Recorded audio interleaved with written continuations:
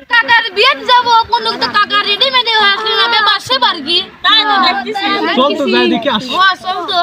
শাল বলে দেই বসা তুইছি রে হে শাল বল কি করে এই কাকা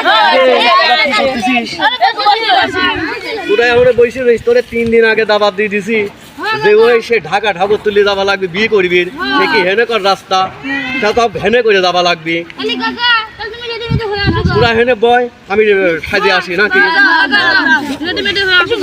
আরে শালা প্রত্যেকবার শ্বশুর বাড়ি যায় শালপল দিয়ে যায় প্রত্যেকবার শ্বশুর বাড়িতে শালা মিষ্টি দেয় না শালা মাংস দিয়ে খাইবিরও দেয় না এবারে একের হাজির হাট তিন তা খাসি নিয়ে আসলাম একেবারে মনে কর যে খাইয়ে এটাই বিয়ে করিলি তুই চলে আসবো যাই দেই শালপল ডাকে নিয়ে আসি এগুলা কি করে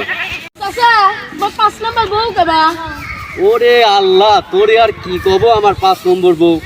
সে কিয়ামতে কি আমার ছবি দেখছিস না একবারে যাবো মৌসুমি একবারে মৌসুমি মন কর যে সাদা শাড়ি লাল পাড় করে ছাদের পর দাঁড়া রয়েছে বুঝছিস আমি তো দেখি মনে করলাম যে এই শীতের সময় এই 5 নম্বর বিয়েটা না করে আমি আর থাকতে পারতেছি না তো চল হ্যাঁ যাই বিয়েটা করে আসি হ্যাঁ বিয়ে করতে দেরি হচ্ছে কে